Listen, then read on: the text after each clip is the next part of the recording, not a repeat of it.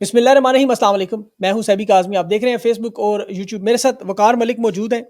बेबाक तज्ज़िया इनका आप जानते हैं, और सच की तलाश जो इनका नाम है, वाक़ई जेन्युइनली पाकिस्तान के अगर सहाफ़ियों की मैं लिस्ट देखता हूँ, तो अक्सर मुझसे सवाल पूछा जाता है, तो मैं कहता हूँ वकार मलिक शायद एक वाहिद सहाफ़ी है, जो बिल्कुल स्ट्रेट टू द पॉइंट।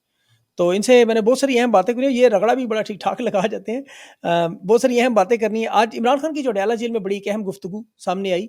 उसमें एक तो एस्टेब्लिशमेंट का राब्ता आज कन्फर्म हुआ। ये क्या एस्टेब्लिशमेंट की जीत है, हार है, या तहरीक-ए-इंसाफ की जीत है या हार है? क्योंकि वो बाहर निकले तो उन्हें कहा जाता है दहशतगर्द, ना निकले तो मम्मी-डैडी बर्गर बचे।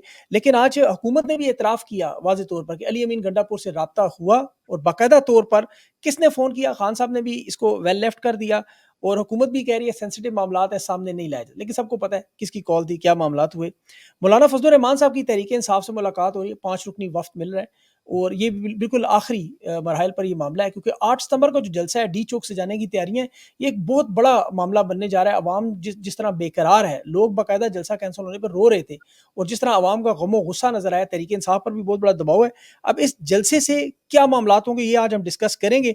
मुआशी हालात आपको पता है दिन ब दिन बिगड़ते जा रहे हैं। आज यूटिलिटी स्टोर 11,000 मुलाज़मीन को फ़ारिग करना, और 3,800 से ज़्यादा कंपनियाँ बंद होना। ऊपर से जो अभी लोन हुकूमत ने लिए हैं आज कमर्शियल लोन, वो 5% पर एक नई तबाही और बर्बादी का सिलसिला बनने जा रहा है। इसके साथ-साथ हुकूमत मिलिट्री ट्रायल पर भी खान साहब को डराने के लिए तहरीक-ए-इंसाफ को बार-बार ज़िक्र करती है। जावेद चौधरी साहब की एक स्टेटमेंट आई, उन्होंने कहा हुकूमत के पास बड़े खतरनाक सबूत हैं, इतने खतरनाक कि अब उसकी आपको क्या ही बात की जाए। और ये 2 साल से हम खतरनाक ठोस सबूत सुन रहे हैं, लेकिन अदालतों में कभी पेश नहीं किए गए। और कच्चे में जो 12 जवान पुलिस के, आज ये बड़ा अफसोसनाक मामला है। लेकिन आईजी पंजाब बजाय अपने काम पर फोकस करने में जो तहरीक इंसाफ को तोड़ने पर जोर है, इस वक्त इनके पास ड्रोन, मिसाइल, लड़ाका त्यारे, जंगी जहाज सब कुछ मौजूद है, नाइट विजन गॉगल्स। लेकिन ये 400-500 लोग काबू क्यों नहीं आते? इतनी बड़ी एटमी ताकत, दुनिया का मुल्क, और कच्चे के चंद डाकू। बहरहाल ये मामला आज सारी चीजें डिस्कस करेंगे। और एक नताशा नामी जो खातून, अभी आपने जो 5 लोगों को गाड़ियों में, आप जिस आपने देखा होगा जिस तरह कुचल के चली गई, ऐसा ही वाक़या हिंदुस्तान में हुआ था, जहाँ सलमान खान बहुत बड़े एक्टर, जिनकी नेटवर्थ आप जानते हैं 1 अरब लोग उनको पसंद करते हैं। लेकिन सलमान खान ने जब राहगीरों को कुचला, तो वो अदालत में भी गए, और वो विक्ट्री का निशान बनाकर बाहर नहीं आए। आज तक ये केस उनके ऊपर चल रहा है, हालाँकि वो नरेंद्र मोदी के साथ फिरते हैं, ताकतवर शख्स के साथ, लेकिन वो नताशा की तरह से उँगलियाँ फेरते हुए बाहर नहीं आए। मलिक साहब, बहुत-बहुत शुक्रिया, आपको आपने जॉइन किया, इंट्रो मैंने दिया, बहुत सारे सवालात हैं। सबसे पहले तो ये जो जलसा भी कैंसल हुआ, उसकी बाज़गश्त अभी खत्म नहीं हुई, 8 सितंबर नहीं है, डेट भी आ गई। सबसे पहले तो ये बताइए किसकी जीत, किसकी हार है? आप इसे कैसे देख रहे हैं? देखें, जीत हार तो नहीं देख सकते, लेकिन ये जरूर साबित हो गया है कि इमरान खान एक स्टेट्समैन है। एक बंदे को आपने जेल में डाला हुआ है, और बाहर हम सुन रहे हैं, जैसे भी आपने शायद अपने इंट्रो में जिक्र भी किया, जावेद चौधरी साहब कह रहे हैं कि बस अभी मिलिट्री ट्रायल तो शुरू हो रहा है, इमरान खान का ऐसे सबूत आ गए हैं।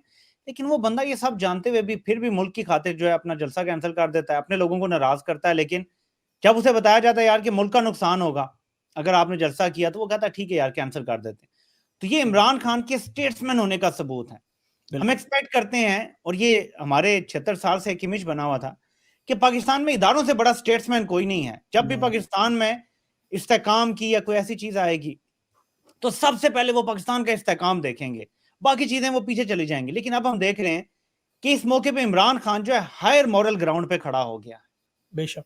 कि वो हमेशा अपने मुश्किल से मुश्किल वक्त में भी मुल्क का सोचता है। अब आप देखें कि एक तरफ मिलिट्री ट्रायल के लिए कह रहे हैं जी अगले हफ्ते ले जाएंगे, तो ये जलसा तो बड़ा इंपॉर्टेंट था कि अगर एक बिल्कुल। अवामी प्रेशर बन जाता तो अगले हफ्ते लेके जाना आसान ना होता। एक तरफ धमकियां दी जा रही हैं जावेद चौधरी साहब के थ्रू या जैसे भी हो रहा है, हुँ, तो अगर ये 22 को बड़ा पावर शो हो जाता, के पी से ही चले ज्यादा लोग आ जाते, पंजाब में बड़ा क्रैकडाउन है, तो एक जी, प्रेशर तो बिल्ड हो जाता ना, अवाम का बड़ा बिल्कुल। प्रेशर होता है, बड़ी खबरें बनती हैं, आलमी सतह पे जाती हैं कि अवाम किसके साथ है। जी। तो ये मलिक साहब इमरान इसमें, जी, मलिक साहब इसमें एक तो स्टेट्समैन की आप थोड़ी तारीफ़ कीजिएगा, बहुत सारे लोगों को शायद स्टेट्समैन का पता ना चले। दूसरा, आईएमएफ का जब लोन था, उस वक़्त भी खान ने दस्तखत किए। जब अदम एतमाद हो रही थी, जनरल बाजवा को वो खान हटा सकता था, वो भी नहीं हटाया।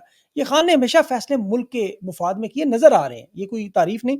स्टेट्समैन से क्या मुराद है आपकी, जो लोग समझ नहीं पाएँगे? देखें, जो मुल्की मफाद को सामने रखते हैं ना, अपने मफाद से अपने मुल्क, अपनी कौम, अपनी रियासत के मफाद को मुकद्दम रखते हैं। जैसे इमरान खान जब निकाले गए, क्या वो नहीं जानते थे कि किसने सब कुछ किया है? वो बिल्कुल। बाहर आए, और उनके अगले हफ्ते बयान था, जब सोशल मीडिया पे लोगों ने बहुत रिएक्शन दिया और इदारों के खिलाफ काफी रिएक्शन आया, तो इमरान खान ने कहा कि देखें, ये मुल्क भी मेरा है, ये फौज भी मेरी है, बिल्कुल और दुरुस्त। आप ये बात ज़हन में रखें। उन्होंने पूरी कौम को पैगाम दिया। अब नौजवान तो बड़े जज्बाती हुए थे उस टाइम कि देखें मेरे से ज्यादा इस मुल्क को फौज की जरूरत है।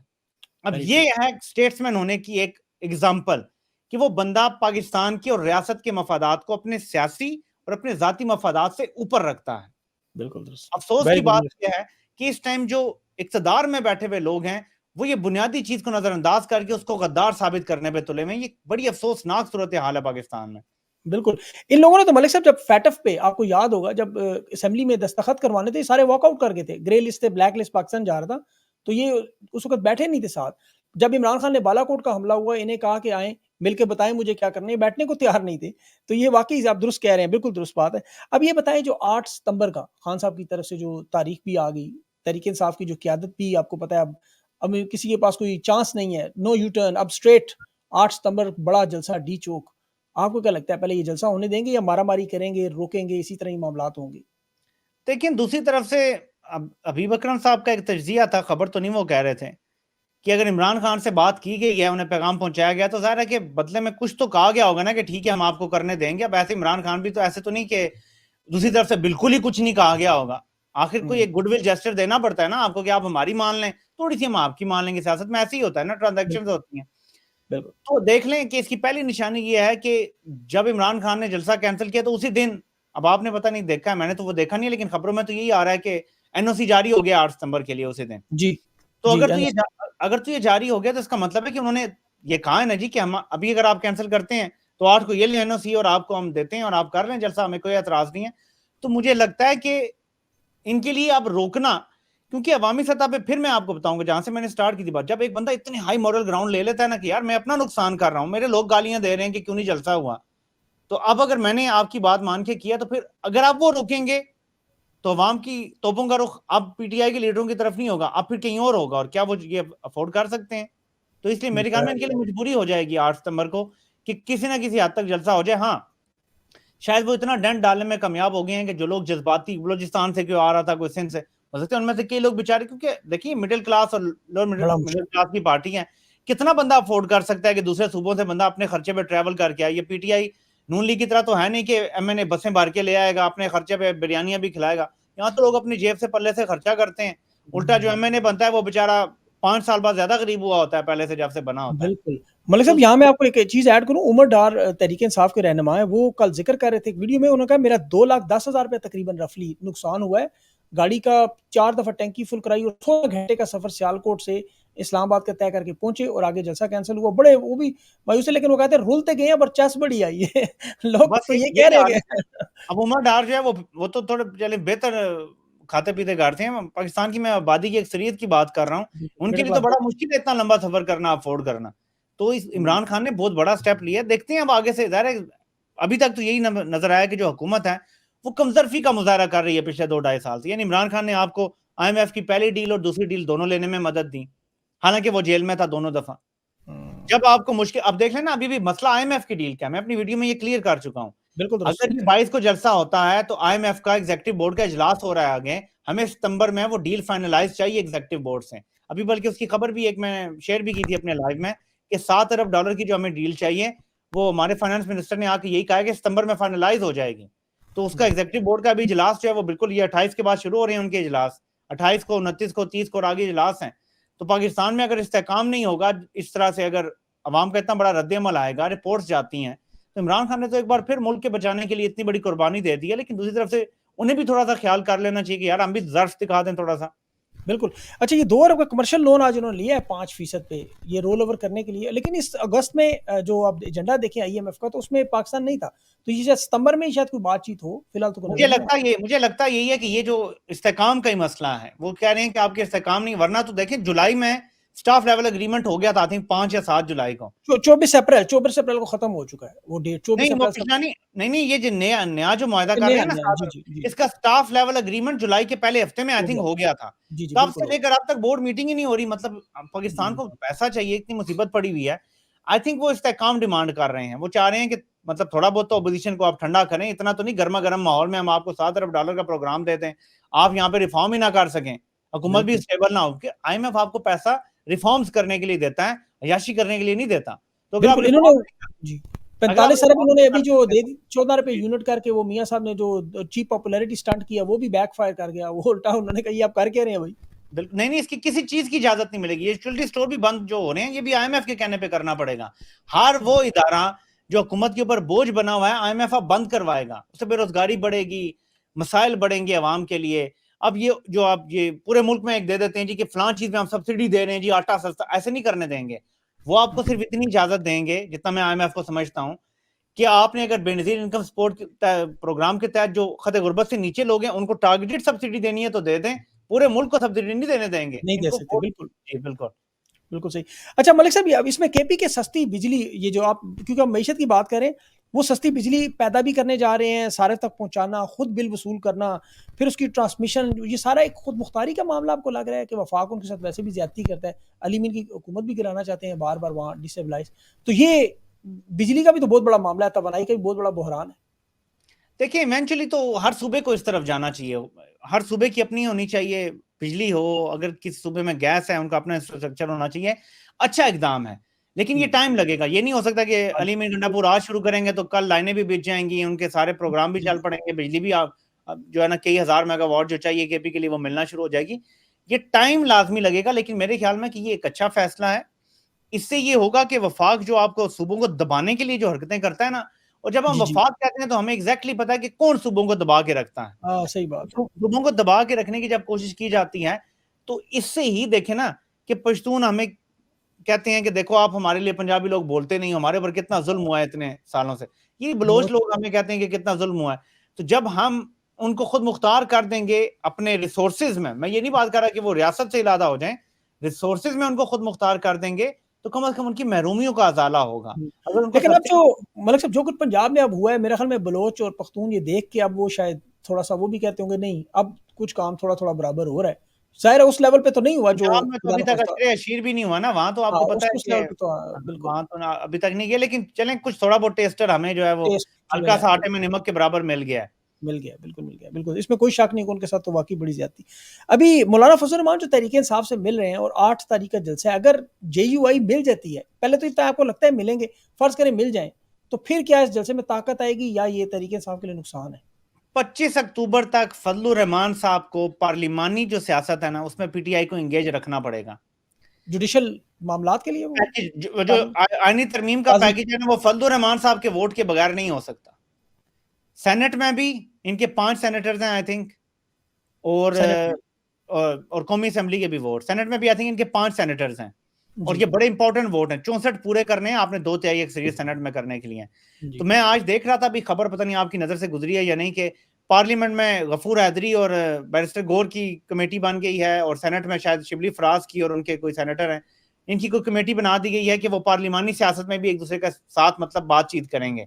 मैं समझता हूं जलसे और धरने में फजलुर रहमान साहब की मदद लेने के बजाय पार्लियामेंट के अंदर इस टाइम बहुत इंपॉर्टेंट है कि वोट फजलुर है बिल्कुल। रहमान की पार्टी के जो वोट हैं वो किसी सूरत भी हुकूमती इताअत को ना मिले, वरना आईनी तरमीम हो जानी है किसी ना किसी तरह से, और फिर पीटीआई के लिए फिर आगे हालात बहुत खराब हो जाने हैं। और भी आज अभी इमरान खान साहब ने भी जी इजहार कर जी दिया कि जुडिशल पैकेज लाना चाहते हैं जिसमें काजी साहब की एक्सटेंशन नहीं होती, तो फिर ये चीफ जस्टिस का सीनियरिटी का प्रिंसिपल आइन में चेंज करके और ये अपनी मर्जी का लाना चाहते हैं। और अगर मैं गौर करूं तो टॉप 5 में अमीनुद्दीन खान और जमाल खान मंदोखेल साहब भी आते हैं। तो बिल्कुल मेरे आते ख्याल हैं। में इन 2 दस्तखती जजों को भी जो है ना वो चीफ जस्टिस बनाया जा सकता है। ये बड़ा इंपॉर्टेंट है क्योंकि अमीनुद्दीन खान साहब ने पिछले कुछ अरसे में काजी साहब से बढ़ के अच्छे फैसले दिए हैं, जैसे उन्होंने तो मकसूद रिश्तों का फैसला बिल्कुल रद्द ही कर दिया, यानी जितना उन्होंने किया था तो काजी साहब ने भी नहीं किया मकसूद रिश्तों के केस में। नहीं काजी आपने साहब कहा अच्छे फैसले दिए हैं तो लोगों को लगेगा अच्छे फैसले से तो उन्होंने इंसाफ पे दिए हैं, जरा थोड़ा सा अच्छे फैसले उनके लिए दिए हैं भाई जिनके फेर दिया उन्होंने ये पर कहें। चीफ जस्टिस बन जाता है बंदा, हाँ, वो वो वाले वाले अच्छे फैसले फैसले दिए, हाँ अपने लिए वो वाले अच्छे दिए। फैसले। वो उन्होंने वाकई बाबर सत्तार के ऑडियो टेप वाला भी उन्होंने खत्म कर दिया जी, आप एजेंसीज को इजाजत है टेप करें जिसका मर्जी फोन करें। और इसके साथ साथ उन्होंने अभी जो ये मखसूस नशिस्तों पे और जो इख्तलाफी नोट लिखे हैं वो कितने खतरनाक नोट है।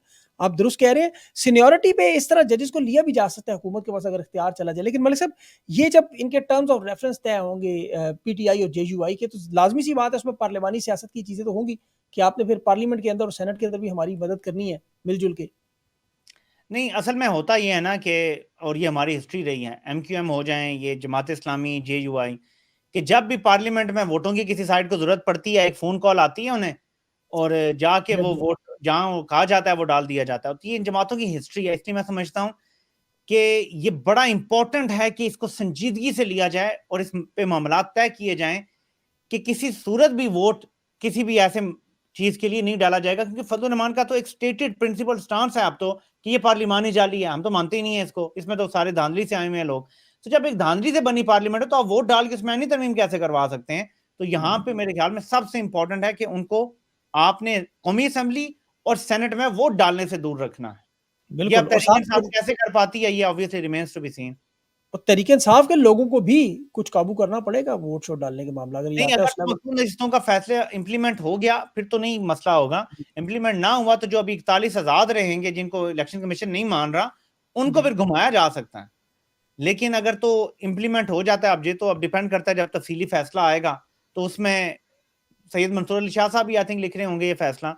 तो अगर तफसील उसमें से। वो जी, तो अगर उसमें वो क्लियर कर देते हैं सारी बात को कि ये हैं पीटीआई के, क्योंकि इन्होंने इनिशियल डॉक्यूमेंट तो, और ये मेंबर तो पीटीआई के ही थे सारे, या तो इन्होंने बिल्कुल मेंबरशिप छोड़ दी हो, कागजात नहीं भी कराए, तो ये रजिस्टर्ड मेंबर तो हैं पीटीआई के, पीटीआई बतौर जमात मौजूद थी। अगर कोई ऐसा फैसला आ जाता है तो इलेक्शन कमीशन के हाथ बंद जाएंगे। लेकिन बिल्कुल। अगर ऐसा फैसला नहीं आता तो इन 41 लोगों में से, और आपको पता है कि एक दो तो अभी तक भी शायद अगवा हैं, मुझे अब उनका नाम भूल रहा है, एक एक बंदा सिर्फ जो है वो थोड़ा, बाकी सारों ने तकरीबन हो गया एक मामला। दो को एक मुल्क से बाहर भी रोका हुआ है ना, आने नहीं दे रहे, उनका नाम डाल दिया है, पता नहीं किसी लिस्ट में एक डाल सिर्फ दिया है। इम्तियाज है, हाँ जी, सिर्फ वो हाँ, मसले में, बाकी एक दो बार। अच्छा ये बताएं मलिक साहब, अभी जो 8 तारीख का जो जलसा है जिसपे अब बड़ी फोकस है, जाहिर है लोग भी आपको पता है नाराज है, इस जलसे की कामयाबी के बाद आपको लगता है कि ये पंजाब की हुकूमत डिस्टेबलाइज हो जाएगी या मामला कुछ बेहतर होंगे या अवामी ताकत में मोमेंटम बनेगा, क्या हो क्या सकता है?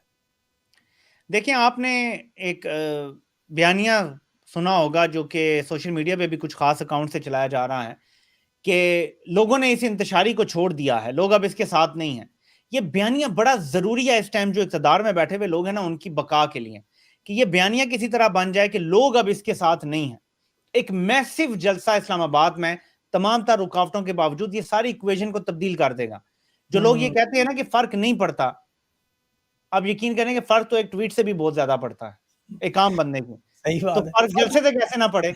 बिल्कुल फर्क ना पड़ता तो ये 5 दफा कैंसिल करवाते और 2 साल में एक इजाजत ना देते। अगर फर्क ना पड़ता 2011 में आपको याद है तहरीक इंसाफ के जलसे से ही सारा फर्क पड़ा था।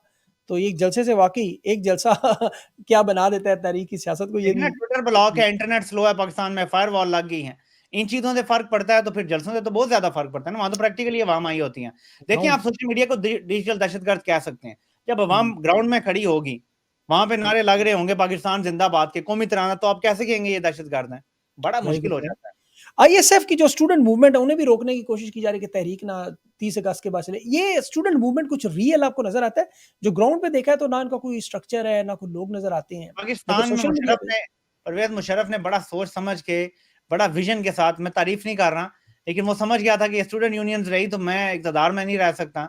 उसने सब कुछ तभी खत्म कर दिया था और दोबारा बहाल नहीं होने दी। हालांकि पीपल्स पार्टी ने आते यूसुफ रजा गिलानी ने ऐलान किया था कि तमाम स्टूडेंट यूनियन और मजदूर यूनियन बहाल करते हैं, हुई नहीं थी, क्योंकि नहीं जिन्होंने हुई। नहीं उस टाइम बंद की थी उन्होंने होने नहीं दी दोबारा। उन्हें पता है कि कभी भी पाकिस्तान में रेजिस्टेंस हुई तो वो हकीकी स्टूडेंट से होगी। हम खुद स्टूडेंट्स के दौर में जिस सड़क पे खड़े बिल्कुल। हो जाते थे वहां से गाड़ी नहीं गुजरने देते थे, 5 लड़के खड़े हो जाते थे कहीं, गाड़ी नहीं गुजर सकती थी कोई वहां से, पुलिस धन्नों भी के खड़ी शहीद होकर हैं हम देखती तो। रहती थी। सही तो बात है, ये है आंसू कि ये गैस स्टूडेंट बंदी। की बात ही कुछ और है। सही बात है, स्टूडेंट बड़ी बहुत बड़ी ताकत है। अभी बिल्कुल। बांग्लादेश में जो हुआ सामने, आज इंडोनेशिया में भी पार्लियामेंट में लोग वो इंतखाबात के मामले पर आपने देखा होगा, वो उसमें कोई दो कानून उसमें भी वहाँ साजी पे का मामला है। जी, जी, वहाँ भी वारदात यही हुई। 2 उन्होंने चेंज की, फिर उसके बाद उसके बेटे की वो 29 से 30 साल उम्र करने की जो सदर है उसकी। लेकिन वहाँ पे लोग निकल आए, 1000 लोग थे टोटल, 1000 या कुछ। और यहाँ पे तो बांग्लादेश में 2 लाख थे, तो कित इसका मतलब है बहुत थोड़े से लोग भी बड़ा कुछ कर सकते हैं। देखें जो निकलते हैं ना, अगर उनकी फैमिलियों को तहफ़्फ़ुज़ रहे ना, तो पाकिस्तान में भी निकल आएंगे लोग। लोगों को पता है यार हम निकल भी आए तो खाली हमें नहीं पकड़ा जाएगा बल्कि फिर सबको ही तंग किया जाएगा, इसलिए लोग थोड़ा सा जो है ना वो हुए हुए हैं। वरना पाकिस्तान इस टाइम बिल्कुल राइप है, यहाँ पे वो कुछ हो सकता है कि बांग्लादेश को लोग भूल जाएंगे। इसलिए फिर वही हाँ, बात लेकिन है हमारी कि तो दुआ है मलिक साहब कि अल्लाह ताला करे अमन और अमान से हो, क्योंकि हम पाकिस्तानियों की जान माल देखिए हमारा इमरान बहुत खान बड़ा तो है। यही कोशिश कर रहे हैं ना, 2.5 साल से वो बंदा क्या कोशिश कर रहा है? उसे सही बात है। गोलियां भी मारी गई तो उसने यही कहा यार मैं तो आपसे यही कह रहा हूँ, इलेक्शन करवा दो, इस मुल्क को पुरअमन तरीके से एक तब्दीली आने दो, क्यों चाहते हो कि यहाँ पे लोग निकल आए और सब कुछ कंट्रोल से बाहर हो जाए? सही बात वो मिसाल देते रहे यार कि पाकिस्तान श्रीलंका बन जाएगा, ये उसका भी बुरा मनाते रहे कि ये चाहता है श्रीलंका बने। वो तो कहते रहे कि जो आप कर रहे हैं उससे बन जाएगा श्रीलंका, ये कहते रहे वो तुम चाहते हो तो ये श्रीलंका बन जाए। तो इमरान खान तो 2.5 साल से लगे हुए हैं, अवाम को भी समझा रहे हैं कि भाई मैं खूनी इनकलाब नहीं चाहता, मैं चाहता हूँ कि पुरअमन तरीके से एक ट्रांजिशन हो जाए कि एक पावर स्ट्रक्चर से सिविलियन पावर स्ट्रक्चर की तरफ हम आ जाएं। तो वो बिल्कुल इमरान इमरान खान के मुतालबा बड़ा सीधा साधा सा मुतालबा है। आप कोई बंदा भी अगर बैठ के आराम से देखे इमरान खान क्या चाहता है, वो चाहता है आइन कानून हो, जिसको मैंडेट जिस लोगों ने वोट दिया उसकी हुकूमत, तो बस सादा सा मामला है। इमरान खान ने कभी ये कहा है कि आप 65 भी हारे, 71 भी हारे कारगिल, कभी इमरान खान ने ऐसी बात की नहीं है। उसका कोई ऐसे इदारे से डायरेक्ट कोई उसने लड़ाई की नहीं कभी। ये तो नवाज शरीफ हो गए, ख्वाजा आसिफ, ये तो उनके बयान पड़े हुए हैं कि ये सब वो इल्जाम लगाते रहे, आपने 65 की भी झूठी जो है वो जीत डिक्लेयर की थी, इमरान खान ने कभी ऐसी कोई बात नहीं की। मलिक साहब ये बड़ा इंपॉर्टेंट आपने पॉइंट, ये सोचने की बात है कि जो एक बंदा ख्वाजा आसिफ जैसा बंदा, आप देखें पूरे पाकिस्तान में बड़े सियासतदान है, ये चुनकर ख्वाजा आसिफ को लगाया गया जो ये बातें करता रहा, इतनी घटिया बातें जो दिल सुन के हमारा भी खून खोलता है कि 65 में आपको पता है शहीद भी थे, गाजी भी थे, ये उनकी बेहुरमती कर रहा है, 71 की कर रहा है, सियाचिन की कर रहा है, फिर सारे मामला। अब इसको ही वजीर दिफा लगाना और फिर कमांडर इन चीफ ऐसा बंदा, जरदारी जैसा बंदा जो मतलब दिमागी तौर पे भी कहता है मैं फिट नहीं हूँ, और जो फौज की ईंट से ईंट बजाने की बातें करता था, ये क्यों उन्होंने चुन के ऐसे लोग लगाए? अच्छा, आज तक इमरान खान ने ये भी कभी नहीं कहा कि मैं इदारे को ये तुन के रख दूंगा, जैसे वो कहते हैं ईंट से ईंट बजा देंगे, हम ये कर दें। यानी मुझे समझ नहीं आती कि फिर अवाम क्यों ना बोले। यानी अवाम के दिल में 76 सालों से इदारे के लिए एक मोहब्बत रही है ना, बिल्कुल अब उसमें कमी बेशी हो सकती है, सवाल हो सकते हैं इसके ऊपर, बिल्कुल बिल्कुल लेकिन जब अवाम अपनी आंखों से देख रही है यार कि ये बंदा तो कह रहा था कि इन्होंने हमारी हड्डियों का खून निचोड़ के हमारे पैसों से इन्होंने ये खा गए हमें, और इसको वजीर दिफा बना दिया। एक बंदा कहता था तुम्हें पता नहीं है, हम तुम्हारी ईंट से ईंट बजा देंगे, वो अमेरिका को खत लिखता था यार मुझे जर्नैलों से बचाओ, इसको उन्होंने उठा के अपना कमांडर इन चीफ बना दी। सारे अवाम को दुख होगा। आपका कोई महबूब हो, वो जाके गली के किसी गुंडे के साथ अपनी सेटिंग कर ले, आपका दिल वैसे ही टूटेगा बेवफाई से, गली के गुंडे से करेगा तो आप कहेंगे यार मुझ में क्या बुराई थी कि जाके गुंडे से तुम, तो ज्यादा दुख हो रहा है लोगों को, ज्यादा दुख हो रहा है। आपने बड़ी जबरदस्त बात की। वाकई अफसोस होता है कि जो लोग वाकई हकीकतों में ये शहीदों का मजाक तो ये उड़ाते रहे, और आज ये शहीदों के वारिस बन के जब बातें करते हैं वो शकल से बाहर है। कच्चे के डाकू मतलब से 400-500 बंदे हैं टोटल, ज्यादा हजार होंगे। इनके पास ड्रोन भी हैं, मिसाइल भी हैं, लड़ाका तैयारे हैं, नाइट विजन गॉगल्स हैं, पता नहीं क्या क्या टेक्नोलॉजी है, लेकिन वो लोग काबू नहीं आते। इसकी क्या वजह है? पंजाब पुलिस अब अल्लाह जाने इसके पीछे सियासी सरपरस्ती है कोई, कुछ सियासतदान भी आपको पता है हमारे को इतने सीधे नहीं है, टेढ़े से ही हैं, उनके भी कुछ मफादात होते हैं, कुछ कब्जे रखने होते हैं, फलां देहात पे, फलां दरिया पे, फलां जगह पे कब्जा है जी, उसको करने के लिए अपने गैंग बनाए होते हैं उन्होंने, बाद में उनको कच्चे के डाकू का नाम दे दिया जाता है। कुछ भी हो सकता है पाकिस्तान में, क्योंकि आप देखें कराची में कौन है जो बत्ते वसूल करता है?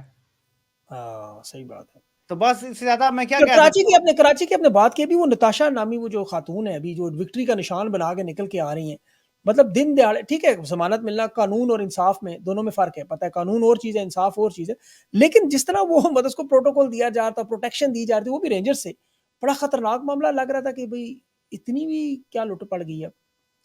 देखिए पाकिस्तान के निज़ाम में जो बुनियादी ये खराबी है ना, सोशल मीडिया का दौर नहीं था तो अवाम को नजर नहीं आई थी। अब जो फैसला साध है उनको ये चीज समझ नहीं आ रही कि इमरान खान से क्यों अवाम कनेक्ट कर गई है, वो यही देख के कनेक्ट कर गई है जो पहले नजर नहीं आता था कि एक ताकतवर है, वो 5 बंदों को मार के भी विक्ट्री का निशान बनाता है, और एक जो पार्टी जेरे अताब है उसकी जो लीडर है डॉक्टर यास्मीन राशिद, वो वीडियो में मौजूद है कि लोगों को कह रही है तुमने अंदर नहीं जाना, तोड़ फोड़ नहीं करनी, वो फिर भी बेचारी 1.5 साल से जेल में। बिल्कुल सही बात है। कोई कत्ल नहीं किया, किसी को डंडा नहीं मारा, गाड़ी की छत पे बैठ के लोगों को उल्टा रोक रही थी कि भाई आप अंदर ना जाएं, तो वो 1.5 साल से जेल में, उसकी जमानत नहीं हो रही। जो 5 बंदे मार की वो बाहर आके फौरन जी औरत होने की वजह से जमानत हो रही है। यानी आप जरा इमेजिन करें कि जब लोग ये देखेंगे, ये ला कानूनियत देखेंगे, ना इंसाफी देखेंगे, ऑफ कोर्स इसका रिएक्शन आएगा। वो रिएक्शन ही हमारे फैसला साजों को समझ नहीं आ रहा कि क्यों आ रहा है, शायद ख्याल तुमने समझ आ जाएगा। मलिक साहब अब ये जो मामलात बेहतर करने, आखिरी जो एक बड़े छोटे छोटे 1-2 सवाल है, एक मामलात बेहतर करने के लिए अब जो खान साहब को आपको लगता है कि ये डरते हैं सिर्फ इस वजह से खान अडियाला से बाहर जाके तकरीर करेगा, उसको मरहलावार बनी गाला जाके एक सेफ तरीके से लाया जाए आराम से, ताकि एकदम भूचाल ना आ जाए वो जिससे डरते हैं, और ये अमेरिका के इलेक्शन को भी देख रहे हैं, आपको क्या लगता है कि स्ट्रैटेजी जो अभी क्या बननी जा रही है? वक्त तो बड़ा इनके पास कम रह गया। अभी सिर्फ अमेरिका के इलेक्शन को देखा जा रहा है, कमाला हारिस जीत की तो इनकी स्ट्रैटेजी बिल्कुल मुख्तलिफ होगी, ट्रंप जीत गया तो स्ट्रैटेजी बिल्कुल मुख्तलिफ होगी। और ट्रंप की खास बात यह है कि वो दूसरे मुल्कों में मुदाखलत पे यकीन नहीं रखता। वो अपने मुल्क को बंद कर देगा कि कोई यहाँ ना आए मुसलमान, लेकिन वो दूसरे मुल्कों में मुदाखलत पे भी यकीन नहीं करता। जब वो मुदाखलत नहीं करता तो इसका मतलब है कि वो आपको डॉलर भी नहीं देगा, क्योंकि उसको कोई कंसर्न ही नहीं है आपके क्या अफगानिस्तान में क्या हो रहा है, पाकिस्तान में क्या हो रहा है। वो अपने काम से काम रखेगा। तो यहीं पे सारी नजरें इस टाइम अमेरिकी इलेक्शन पे हैं। सितंबर शुरू होने वाला है, अगस्त खत्म होने वाला है, अक्टूबर और नवंबर में इलेक्शन हो जाएंगे। ये 2-2.5 महीने हैं। उसी वक्त काजी फायद ईसा की भी रिटायरमेंट होनी है, ये एक्सटेंशन पता चल जाएगा हमें। सिकंदर सुल्तान राजा ने भी ट्रंप के या कमाला हारिस के हल्फ उठाने से पहले रिटायर हो जाना है। बहुत कुछ तब्दील हो जाएगा इस दौरान। एक और बड़ी भी, अब पता नहीं वो वहां पे कोई तब्दीली होनी है या नहीं होनी है, वो भी मुमकिन तौर पे हो सकती है। सो ये 3-4 तब्दीलियां जो हैं, सारी नजरें यहां पर हैं इस टाइम। जी, लेकिन वहां पे भी डीप स्टेट एक्टर एस्टेब्लिशमेंट जो ट्रंप को रोकने के लिए पागल हुए हैं, वो तो बिल्कुल जोर एड़ी चोटी का लगाया जा टाइम अगलों ने रोक के दिखाया था। मैं रहा हालांकि अमेरिकी पॉलिटिक्स को इतना देखता नहीं हूं, लेकिन अभी अमेरिकी इलेक्शन में जो पिछले हुए थे बाइडेन और ट्रंप के, मैंने 1 साल पहले बता दिया, मैंने कहा ट्रंप नहीं जीत सकता, या ट्रंप को जीतने नहीं देंगे। और फिर आपने देखा कि उनका सारा मेन बिल्कुल, स्ट्रीम मीडिया ट्रंप को डिमोनाइज करना शुरू हो गया, जैसे ये इससे बिल्कुल। बड़ा विलन ही कोई नहीं है। अब देखें ना, वहां पे इलेक्शन डे वाले दिन शायद रिगिंग नहीं हो सकती, तो उन्होंने रिगिंग की प्री पोल की, ऐसा मीडिया कैंपेन चलाई ट्रंप के खिलाफ के लोगों ने कहा भाई इसको नहीं जीतने देना आप। ऐसे ये भी किया जा रहा है। कमाला लेकिन हारिस इस दफा वो फेक कमला हैरिस पोल, वाला बिल्कुल जैसे पीएमएलएन वाले नहीं फेक पोल करते कि जी नवाज शरीफ 49, इमरान खान 48, वो कमाला हारिस और ट्रंप के 48-49 वाले पोल आ रहे हैं मेन स्ट्रीम मीडिया में। अच्छा वरना अच्छा, देख ये वारदात पूरी दुनिया में एक ही स्टाइल से ये होती है, जहां भी ताकत के खेल है कि वहां पे भी बिल्कुल जैसे आपने कहा पोल भी सेम है। लेकिन ट्रंप को जो गोली लगी और वो मामला हुआ, तो वो लगता है बाइडेन के इलेक्शन को गोली लगी थी। वो तो बिल्कुल तकरीबन काम उसका फारिग है। लेकिन लेकिन अब बाइडेन लड़ता तो फिर तो 70-30 का मुकाबला था ना। अब कमाला हाँ, हारिस क्लोज लड़ लेगी, बाइडेन होता थोड़ा तो फर्क उसका तो पड़ेगा। फर्क तो बिल्कुल, फ़र्क पड़ेगा। तो पड़ेगा, बिल्कुल। लेकिन ट्रम्प ने भी बहुत सारी स्ट्रैटेजी बनाई है, मैं देख रहा था उसका सारा। अभी उसके आने से ही आपको लगता है मामलात बेहतर होंगे, और इसके अलावा जो अंदरूनी सतह पे प्रोटेस्ट का मामला, खान की अदलिया के मामलात बेहतर होंगे, ये सारे केसेस जो खत्म होंगे, और उसके बाद शायद जो एक-एक करके ये देखें सारी जो चीज़ें। जो सिविल साइड पे केसेस है ना, अगर तो वो अदलिया के जरिए सारे खत्म हो जाते हैं अगले 1.5-2 महीनों में, टाइमलाइन ऐसी है, बिल कादिर में सजा हो जानी है अगले हफ्ते 1.5 में। जी, तो अगले फिर आमिर फारूक साहब पे डिपेंड करता है वो कब लगाते हैं केस, कितनी तारीख, क्योंकि एक तो वो बेंच में लाजमी बैठ जाएंगे, एक तो जी, वो जी। खुद बैठ जाएंगे और कंट्रोल करेंगे प्रोसीडिंग। तो साथ हो सकता है मियां गुल हसन औरंगजेब साहब बैठ जाएं। अब मियां गुल हसन औरंगजेब साहब भी हैं तगड़े जज, लेकिन ये बात ध्यान में रखिए कि खत लिखने वाले जजेस में शामिल नहीं है। और कहीं ये भी ख्वाहिश है कि अगर कभी आमिर फारूक साहब को मूव करना पड़ गया और बाकी सारे जजों में से, तो वो होंगे चॉइस अगले चीफ जस्टिस के लिए। तो अच्छा, लेकिन आज वो छुट्टी पे चले गए हैं, लेकिन अच्छा आपको लगता है चले, अल्लाह सही है। खैर करे, उसमें उनको थोड़ी-सी हो जाए। मलिक साहब, हमारी तो दुआएँ, आप ही लोगों से यही बातचीत करते हैं। हम तो कहते हैं पुरअमन अंदाज़ में जो लोगों का हक है वो वापस कर दें, मैंडेट दे दें, आईन और कानून पे चलने दें। आखिर में कोई देखिए पैगाम देना चाहेंगे इस तरह? देखिए, मैं अक्सर ये बात कहता हूँ कि अक्सर कहा जाता है जी कि ये बात करने से इस्तेहकाम खराब होता है, यूं करने से इस्तेहकाम खराब होता है। एक ही बात है, सबसे ज्यादा इस्तेहकाम मुल्क में तब आ जाएगा जब जिसको लोगों ने 3/4 अक्सरियत दी है उसकी हुकूमत आ जाएगी। पूरी कौम ठंडी होकर बैठ जाएगी, ओवरसीज पाकिस्तानी भी ठंडे होकर अपने काम काज में बिजी हो जाएंगे यार, कि ठीक है पाकिस्तान में अवाम की नुमाइंदा हुकूमत आ गई। ये एक बुनियादी चीज है, जिस वक्त ये फैसला साज कर लेंगे पाकिस्तान में इस्तेहकाम आ जाए।